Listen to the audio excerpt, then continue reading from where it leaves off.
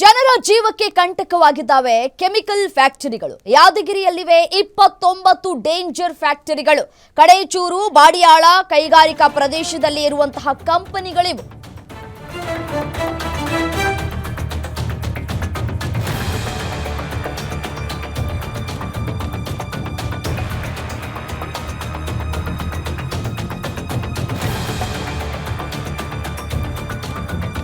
ಸಾವಿರದ 232 ಎಕರೆ ಪ್ರದೇಶದಲ್ಲಿ ಡೇಂಜರ್ ಫ್ಯಾಕ್ಟರಿಗಳು ಇದ್ದಾವೆ. ಕಾರ್ಯಾರಂಭವನ್ನ ಮಾಡ್ತಾ ಇದ್ದಾವೆ. ಫಾರ್ಮಾ ಕಂಪನಿ ಘನ ತ್ಯಾಜ್ಯ ವಿಲೇವಾರಿ ಘಟಕಗಳಿಂದ ಆಪತ್ತುಗಳು ಕೂಡ ಎದುರಾಗ್ತಾ ಇದೆ. ಜವಳಿ ಪಾರ್ಕ್ನಿಂದ ಉದ್ಯೋಗ ಸಿಗುತ್ತೆ ಅಂತ ಹೇಳಿ ಭರವಸೆಯನ್ನ ಕೂಡ ಕೊಡಲಾಗಿತ್ತು. ಅದೆಲ್ಲವೂ ಕೂಡ ಇದೀಗ ಹುಸಿಯಾಗ್ತಾ ಇದೆ. ಅಪಾಯಕಾರಿ ಫ್ಯಾಕ್ಟರಿ ಆರಂಭಕ್ಕೆ ಅನುಮತಿಯನ್ನ ಕೊಟ್ಟಿದೆ ಸರ್ಕಾರ. ಕೈಗಾರಿಕೆಗಳಿಗೆ ಭೂಮಿ ನೀಡಿದ್ದಾರೆ ಗ್ರಾಮಸ್ಥರು. ಇದೀಗ ಗ್ರಾಮಸ್ಥರಿಗೆ ಸಂಕಷ್ಟದ ಮೇಲೆ ಸಂಕಷ್ಟಗಳು ಕೂಡ ಎದುರಾಗ್ತಾ ಇದೆ. ಫ್ಯಾಕ್ಟರಿಗಳು ಹೊರಬಿಡುವಂತಹ ವಿಷಗಾಳಿಯಿಂದ ಜೀವಕ್ಕೆ ಆಪತ್ತುಗಳು ಕೂಡ ಎದುರಾಗ್ತಾ ಇದೆ. ನೋಡಿ, ದೃಶ್ಯದಲ್ಲೂ ಕೂಡ ಗಮನಿಸ್ತಾ ಇದ್ದೀರಿ. ಅಲ್ಲಿ ಕರ್ತವ್ಯ ನಿರ್ವಹಿಸ್ತಾ ಇದ್ದಂತಹ ಜನಸಾಮಾನ್ಯರ ಪರಿಸ್ಥಿತಿ ಯಾವ ರೀತಿಯಾಗಿದೆ, ಸಿಬ್ಬಂದಿಗಳ ಪರಿಸ್ಥಿತಿ ಯಾವ ರೀತಿಯಾಗಿದೆ, ಮತ್ತು ಸ್ಕಿನ್ ಯಾವ ರೀತಿಯಾಗಿ ಬದಲಾವಣೆ ಆಗಿದೆ, ಮತ್ತು ಅಲ್ಲಲ್ಲಿ ಮಾರ್ಕ್ಗಳು ಕೂಡ ಆಗ್ತಾ ಇದೆ. ವಿಷಕಾರಿ ಅಂಶಗಳು ಕೂಡ ಇದೀಗ ಪತ್ತೆಯಾಗ್ತಾ ಇದೆ. ಏನೋ ಬದುಕಬೇಕಾ ಬೇಡವಾ? ಗ್ರಾಮಸ್ಥರು ಹಿಡಿ ಶಾಪ ಹಾಕ್ತಾ ಇದ್ದಾರೆ. 29 ಡೇಂಜರ್ ಫ್ಯಾಕ್ಟರಿಗಳಿಗೆ ಸರ್ಕಾರ ಅನುಮತಿಯನ್ನ ಕೊಟ್ಟಿದೆ. ಇದರಿಂದಾಗಿ ಮನುಷ್ಯನ ಆರೋಗ್ಯದಲ್ಲಿ ಏರುಪೇರಾಗ್ತಾ ಇದೆ. ಅದರ ಜೊತೆಗೆ ಮನುಷ್ಯನ ಗಾಳಿ ಮತ್ತು ನೀರು ಮತ್ತು ಭೂಮಿ ಎಲ್ಲವೂ ಕೂಡ ಹಾಳಾಗ್ತಾ ಇದೆ. ಕೃಷಿ ಮಾಡೋದಕ್ಕೂ ಕೂಡ ಸಾಧ್ಯ ಆಗ್ತಾ ಇಲ್ಲ ನಮಗೆ. 3232 ಎಕರೆ ಪ್ರದೇಶದಲ್ಲಿ ಫ್ಯಾಕ್ಟರಿಗಳು ಆರಂಭ ಆಗ್ತಾ ಇರುವಂತಹ ಸಂದರ್ಭದಲ್ಲಿ ಇದೀಗ ಒಂದಷ್ಟು ಕಾಯಿಲೆಗಳು ಕೂಡ ಮನುಷ್ಯನನ್ನ ಬಾಧಿಸ್ತಾ ಇದೆ. ಇದರಲ್ಲಿ ಆರೋಗ್ಯ ಏರುಪೇರಾಗ್ತಾ ಇದೆ.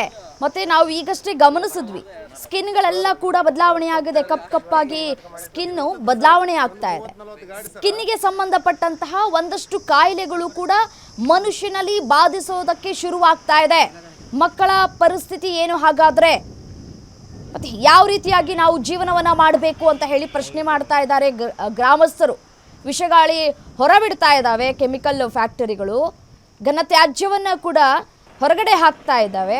ಸೊ ಹಾಗಾಗಿ ನಮಗೆ ಬದುಕೋದಕ್ಕೂ ಕೂಡ ಸಾಧ್ಯ ಆಗ್ತಾ ಇಲ್ಲ. ಮೂಲಭೂತ ಸೌಕರ್ಯವನ್ನ ನಾವು ಕೇಳ್ತೀವಿ, ಬಟ್ ಆದರೆ ಅದು ಕೂಡ ನಮಗೆ ಸಿಗ್ತಾ ಇಲ್ಲ. ಸರಿಯಾದ ಗಾಳಿ ಕೂಡ ಇಲ್ಲ, ಸರಿಯಾದಂತಹ ನೀರು ಕೂಡ ಇಲ್ಲ.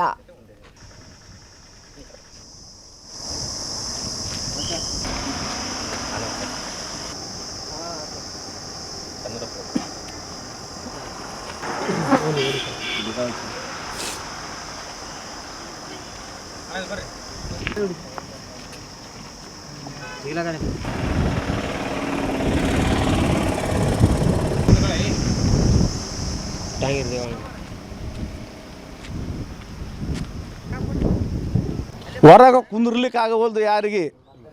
ಏನು ಅದ್ರ ಸ್ಮೆಲ್ ಏನು ಬರ್ತದ, ಹೊರಗೆ ಕುಂದ್ರಕ್ಕಾಗವಲ್ದು, ರಾತ್ರಿ ಮಲ್ಕೊಂಬಕ್ಕಾಗವಲ್ದು. ಅಂಥ ಕೆಟ್ಟ ಪರಿಸ್ಥಿತಿ ಬಂದದ ನಮ್ಮೂರಿಗೆ ಈಗ. ಆದ್ರೆ ದಯಮಾಡಿ ಕಾಯಿಲೆಗಳು, ಕೆಮ್ಮು, ದಮ್ಮು, ಉಸಿರಾಟ ಸಮಸ್ಯೆ, ಚರ್ಮ ರೋಗ ಏನ್ರಿ ಅದೆಲ್ಲ ಕಂಪ್ನಿ ಒಳಗೆ ಏನದಲ್ಲ ಎಷ್ಟೋ ಮಂದಿಲಿ ನಮ್ಮ ಬದ್ದೆಪಲ್ಲಿ ತಾಂಡ ಅವು ಇವು ವಿಲೇಜ್ದಾಗೆ ಅದು ಕೆಮಿಕಲ್ಲಿಂದ ಕೈಗಳೆಲ್ಲ ಸುಟ್ಕೊಂಡು ಹೋಗ್ಯವ್ರಿ ಅದು. ಆದ್ರೆ ಅದೇನು ಕೇಳಿರಲಿಲ್ಲ. ಅದಾದ್ಮೇಲೆ ಒಂದು ಕಂಪ್ನಿ ಬ್ಲಾಸ್ಟ್ ಆಗಿ 3 ಜನ ಸತ್ತರು. ಏನ್ರಿ ಅವ್ರು ಸತ್ತರು ಕೂಡ ಯಾರು ಕೇಳಾರ್ದಂಗೆ ಆಯ್ತು ಅದಕ್ಕೆ. ಆದರೆ ಈ ಪರಿಸ್ಥಿತಿ ಬಂದಾಗ ಈ ಫ್ಯಾಕ್ಟ್ರಿಗಳಿಂದ ಈ ಸುತ್ತಮುತ್ತಲೆಯಲ್ಲಿ ಡೆತ್ ರೇಟ್ ಹೆಚ್ಚಿಗೆ ಭಾಳಷ್ಟು ಆಗ್ಯದ್ರಿ. ಸಣ್ಣ ವಯಸ್ಸಿನವರೇ ಸಾಯ್ಲಿಕ್ಕೈತಾರ. ಅಂದ್ರೆ ಅಂದಾಜು ಇಷ್ಟು ವರ್ಷದಾಗ ಎಷ್ಟು ಆಗಿರ್ಬೋದು ಅದೇನು ಲೆಕ್ಕನೇ ಇಲ್ಲ. ನಾವು ಹಂಗೆ ಸಂಖ್ಯೆ ಒಟ್ಟು ಅದು ಹೆಚ್ಚಿಗೆ ಆಗ್ಯದ. ಕಾಯಿಲೆಯಿಂದ ಆಗ್ತಾ ಇದೆ ನೋಡ್ರಿ. ಕಾಯಿಲೆ ಇದು ಗಾಳಿಲಿಂದನೇ ಅಂದ್ರೆ ಉಸಿರಾಟ ತೊಂದರೆಲಿಂದನೇ ಮೊದಲನೇ ಮಾತಾಗ್ತದ. ಏನು ಕ್ಯಾನ್ಸರ್ ಹೆಚ್ಚಿಗೆ ಆಗ್ತದೆ. ಪ್ರತಿಯೊಂದು ರೋಗ ಹೆಚ್ಚಿಗೆ ಆಗ್ತಾವ. ಬರೀ ಕ್ಯಾನ್ಸರ್ ಒಂದೇ ಅಲ್ರಿ. ಫಸ್ಟ್ ಬರೋದು ಅತ್ಸಮ, ಏನು TB, ಕಿಡ್ನಿ ಅಲ್ರಿ. ಶ್ವಾಸದಾಗ ಮೊದಲು ವಿಷಗಾಳಿ ಹೋದ್ಮೇಲೆ ಎಲ್ಲ ರೋಗಗಳು ಬರಬೇವು. ಹೊರಗೆ ಕುಂದ್ರಲಿಕ್ಕೆ ಆಗವಲ್ದು ಯಾರಿಗೆ. ಈಗ ಗಾಳಿಲಿಂತ್ರಿ ಭಾಳ ತೊಂದರೆ ಆಗ್ಲತ್ತದ್ರಿ ನಮಗೆ. ಮಕ್ಳಿಗೂ ಅಷ್ಟೇ ರೀ, ಮಕ್ಕಳಾದ್ರೂ ಅಷ್ಟೇ ರೀ. ಸಾಯಂಕಾಲ ಆಗನ ಅದು ಗಾಳಿಗೆ ಉಸಿರಾಡಕ್ಕೆ ತೊಂದರೆ ಆಗ್ಲತ್ತದ್ರಿ ಮಕ್ಕಳಿಗೆ. ನನಗೂ ಇವಾಗ ಉಸಿರಾಡಕ್ಕೆ ಮಕ್ಕಳಿಗೆ ಸಣ್ಣ ಮಕ್ಕಳಿಗೆ ವಯಸ್ಸಾದವ್ರಿಗೆ ಅದು ವಾಸನೆ ಬಂದ ತಕ್ಷಣ ವಾಮಿಂಟ್ ಸ್ಟಾರ್ಟ್ ನೋಡಿ ಸರ್. ತಲೆನೋವು, ವಾಮಿಂಟ್, ಏನು ಉಸಿರಾಡಕ್ಕೂ ತೊಂದರೆ ಆಗ್ಲತ್ತದ್ರಿ. ನನ್ನ ಮಗಳಿಗೆ ಹನ್ನೊಂದು ವರ್ಷನೇ ಕೇಳ ನಿಮಗಿದೇನೆ ನನಗೆ ರೀ ಕಫ್ ಆಗೋದು, ಒಂಥರ ವಾಮಿಂಟೇ ಬಂದ್ಬಿಡ್ತದ್ರಿ. ಅದು ವಾಸನೆ ನೋಡಿದ್ರೆ ಸಾಕ್ರಿ. ಯಾವ ಟೈಮಿಗೆ ಬಿಡ್ತಾರೆ? ಸಾಯಂಕಾಲ ಬಿಡ್ತಾರೆ ನೋಡಿ ಸರ್. ಸಂಜೆ ಆಯ್ತು ಅಂದ್ರೆ ಆಯ್ತು, ಬೆಳಗ್ಗೆ ತೋರಿಸಿದೇವ್ರಿ. ಅದು ಏನು ಪ್ರಾಬ್ಲಮ್ ಇಲ್ಲ ಅಂತಾರ್ರಿ. ಒಟ್ಟದು ಗಾಳಿಲಿಂತ ಹಂಗೆ ಆಗ್ಲತ್ತರಿ. ನಮ್ಮ ಹುಡುಗಿ ಒಂದು 10-11 ವರ್ಷನೇ ಕೇಳಾರಿ. ಅಕ್ಕಿ ಸಮೇತ ಹಂಗೆ ಅಂತಾಳ್ರಿ. ಆ ವಾಸನೆ ಬಂತಂದ್ರೆ ಆಯ್ತು ವಾಮಿಂಟ್ ಬರಂಗೆ ಆಗ್ತದೆ ಮಮ್ಮಿ, ಉಸಿರೇ ಆಡಕ್ಕೆ ಬರಲ್ಲ ಅಂತ ಹೇಳ್ತದ್ರಿ ಹುಡುಗಿ. ಏನಾಗ್ಬೇಕಂತ್ರಿ ಈ ಫ್ಯಾಕ್ಟ್ರಿ? ಇವು ಟೋಟಲಿ ಬಂದ್ ಆಗ್ಬೇಕು ನೋಡ್ರಿ ಸರ್. ಈಗ ಇವಾಗ ಇದು ಹಿಂದುಳಿದ ವರ್ಗದ ಊರುಗಳದಾವ್ರಿ. ಈಗ ಇಲ್ಲೆಲ್ಲ ಇಂಥ ಫ್ಯಾಕ್ಟ್ರಿಗಳು ಬಂದ ತಕ್ಷಣ ನಾವು ಇರ್ಬೇಕಾ ಸಾಯಬೇಕು? ಮಕ್ಕಳದ ಬೆಳವಣಿಗೆ ಹೆಂಗರಿ ಮುಂದೆ? ದನ ಕರುಗಳು ಎಲ್ಲ ಅದು ವೇಸ್ಟೇಜ್ ಎಲ್ಲ ನೀರೆಲ್ಲ ಕೆರೆಗೆ ಬಿಡ್ಲತ್ತಾರ, ಹಳ್ಳಗಳಿಗೆ ಬಿಡ್ಲತ್ತಾರ. ಅದು ವೇಸ್ಟ್ ನೀರು ಕುಡಿಯೋದು ಎಲ್ಲ ದನಗಳು ಕರುಗಳು ಎಲ್ಲ ಇದಾಗ್ಲತ್ತವ್ರಿ. ಈಗ ಅಂದ್ರೆ ನಿಮ್ಮ ಜೀವ ಉಳಿಸ್ಬೇಕಂದ್ರೆ ಫ್ಯಾಕ್ಟ್ರಿ ಬಂದ್ ಮಾಡ್ಬೇಕ್ರಿ. ಒಂದು ಊರಲ್ರಿ ಸರ್, ಸುಮಾರು 7-8 ಊರು ಅದಾವ್ರಿ ಇಲ್ಲಿ ಸುತ್ತಮುತ್ತ. ಎಲ್ಲ ಪ್ರಾಬ್ಲಮ್ ಇದೆ ಅದ ನೋಡ್ರಿ. ಈಗ ಗಾಳಿಲಿಂತ್ರಿ ಭಾಳ ತೊಂದರೆ ಆಗ್ಲತ್ತದ್ರಿ ನಮಗೆ. ಮಕ್ಳಿಗೂ ಅಷ್ಟೇ ರೀ, ಮಕ್ಕಳಾದ್ರೂ ಅಷ್ಟೇ ರೀ. ಸಾಯಂಕಾಲ ಆಗನ ಅದು ಗಾಳಿಗೆ ಉಸಿರಾಡಕ್ಕೆ ತೊಂದರೆ ಆಗ್ಲತ್ತದ್ರಿ ಮಕ್ಕಳಿಗೆ. ನನಗೂ ಇವಾಗ ಉಸಿರಾಡಕ್ಕೆ ಮಕ್ಕಳಿಗೆ ಸಣ್ಣ ಮಕ್ಕಳಿಗೆ ವಯಸ್ಸಾದವ್ರಿಗೆ ಅದು ವಾಸನೆ ಬಂದ ತಕ್ಷಣ ವಾಮಿಂಟ್ ಸ್ಟಾರ್ಟ್ ನೋಡಿ ಸರ್.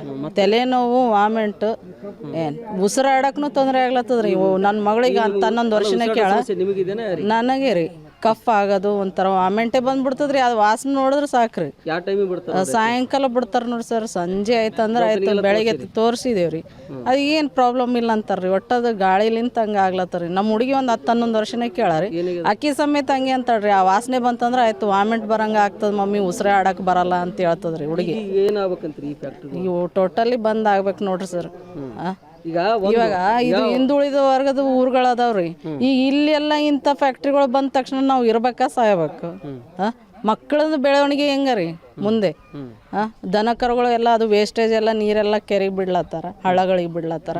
ಅದು ವೇಸ್ಟ್ ನೀರು ಕುಡಿಯೋದು ಎಲ್ಲ ದನ. ಕಡೇಚೂರು ಬಾಡ್ಯಾಳ್ ಕೈಗಾರಿಕಾ ಪ್ರದೇಶದಲ್ಲಿರುವಂಥ ಕೈಗಾರಿಕೆಗಳಿಂದ ಈಗ ಅಪಾಯಕಾರಿ ವಿಷಾನೇ ಇಲ್ಲ. ಅದೇ ರೀತಿಯಾಗಿ ಅಪಾಯಕಾರಿ ತ್ಯಾಜ್ಯ ವಿಲೇವಾರಿ ಘಟಕ ಇಲ್ಲಿ ಆರಂಭ ಮಾಡಿರುವುದರಿಂದ ಇಲ್ಲಿನ ಸುತ್ತಮುತ್ತಲ ಜನರ ಜೀವಕ್ಕೆ ಕಂಟಕವಾಗ್ತಾಯಿದೆ. ನಾವು ಕೂಡ ಖುದ್ದು ಇಲ್ಲಿ ಕೈಗಾರಿಕಾ ಪ್ರದೇಶದಲ್ಲಿ ಖುದ್ದು ಗ್ಯಾರಂಟಿ ನ್ಯೂಸ್ ಕೂಡ ಗ್ರೌಂಡ್ ರಿಯಾಲಿಟಿ ಚೆಕ್ಕನ್ನು ಕೂಡ ಮಾಡಲು ಬಂದಿದ್ದೇವೆ. ಖುದ್ದು ಇಲ್ಲಿ ಕೂಡ ನಾವು ನೋಡ್ಬೋದು, ಏನು ಯಾದಗಿರಿ ತಾಲೂಕಿನ ಕಡೇಚೂರು ಬಾಡ್ಯಾಳ್ ಕೈಗಾರಿಕಾ ಪ್ರದೇಶದಲ್ಲಿ ಸುಮಾರು 3232 ಎಕರೆ ಪ್ರದೇಶದಲ್ಲಿ ಇಲ್ಲಿ ಕೈಗಾರಿಕೆಗಳು ಆರಂಭ ಮಾಡಲಾಗಿದೆ. ಆದರೆ ಇಲ್ಲಿ ಪ್ರಮುಖವಾಗಿ ಆರಂಭದಲ್ಲಿ ಈ ಹಿಂದೆ ಇಲ್ಲಿನ ಜನಪ್ರತಿನಿಧಿಗಳು ಪರಿಸರಕ್ಕೆ ಪೂರಕವಾಗುವಂಥ ಕೈಗಾರಿಕೆಗಳನ್ನು ನಾವು ಆರಂಭ ಮಾಡ್ತೇವೆ ಎಂದು ಸುಳ್ಳು ಆಶ್ವಾಸನೆಯನ್ನು ನೀಡಿ ನಂತರ ದಿನಗಳಲ್ಲಿ ಇಲ್ಲಿ ಅಪಾಯಕಾರಿ, ಜೀವಕ್ಕೆ ಅಪಾಯಕಾರಿ ಆಗುವಂಥ ಇಲ್ಲಿ ಕೆಮಿಕಲ್ ಫ್ಯಾಕ್ಟ್ರಿಗಳನ್ನು ಕೂಡ ಇಲ್ಲಿ ಆರಂಭ ಮಾಡಲಾಗಿದೆ. ಹೀಗಾಗಿ ಸುಮಾರು 30ಕ್ಕೂ ಹೆಚ್ಚು ಫ್ಯಾಕ್ಟ್ರಿಗಳು ಕೂಡ ಇಲ್ಲಿ ಓಪನ್ ಮಾಡಲಾಗಿದ್ದು, ಆದರೆ ಪ್ರಮುಖವಾಗಿ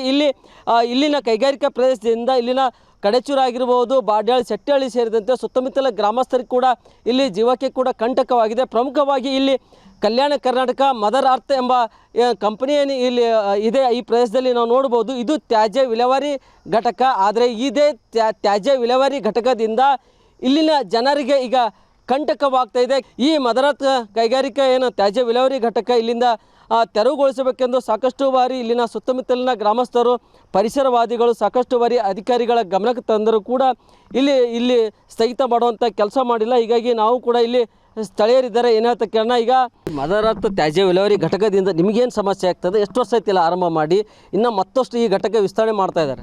ಇದು ಏನಪ್ಪ ಅಂತಂದರೆ ಸರಿಸುಮಾರು ಇದು ಪ್ರಾರಂಭವಾಗಿ 10 ವರ್ಷಗಳಾಯಿತು.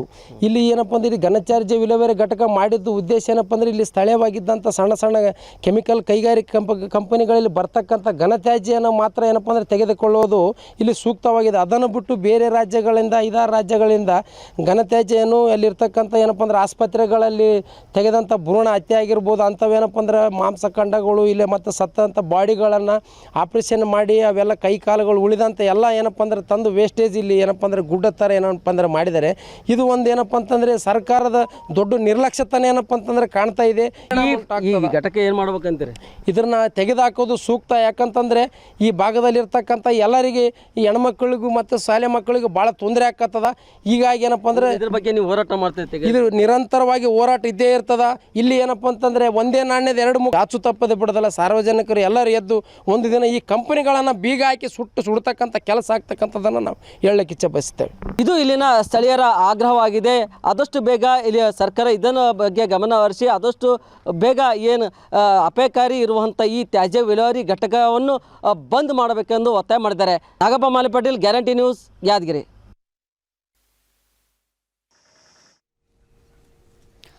ಫ್ಯಾಕ್ಟರಿಗಳು ಹೊರಬಿಡ್ತಾ ಇರುವಂತಹ ವಿಷಗಾಳಿಯಿಂದಾಗಿ ಜೀವಕ್ಕೆ ಆಪತ್ತು ಎದುರಾಗ್ತಾ ಇದೆ ಅಂತ ಹೇಳಿ ಅಲ್ಲಿನ ಗ್ರಾಮಸ್ಥರು ತಮ್ಮ ಅಳಲನ್ನು ಕೂಡ ತೋಡ್ಕೊಳ್ತಾ ಇದ್ದಾರೆ. 7-8 ಊರುಗಳಿಗೆ ಕೂಡ ತೊಂದರೆ ಆಗ್ತಾ ಇದೆ ಈ ಒಂದು ಫ್ಯಾಕ್ಟರಿಗಳಿಂದಾಗಿ ಅಂತ ಕೂಡ ಆರೋಪವನ್ನು ಕೂಡ ಮಾಡ್ತಾ ಇದ್ದಾರೆ. ಇದರಿಂದಾಗಿ ದಮ್ಮು, ಕೆಮ್ಮು, ಅಸ್ತಮಾ, TB ಕಾಯಿಲೆಗಳು ಮತ್ತು ಉಸಿರಾಟಕ್ಕೆ ತೊಂದರೆ ಆಗುವಂತಹ ಕಾಯಿಲೆಗಳು ಕೂಡ ಹೆಚ್ಚಾಗಿ ಕಾಣಸಿಗ್ತಾ ಇದೆ ಅಂತ ಕೂಡ ಗ್ರಾಮಸ್ಥರು ಆರೋಪ ಮಾಡ್ತಾರೆ.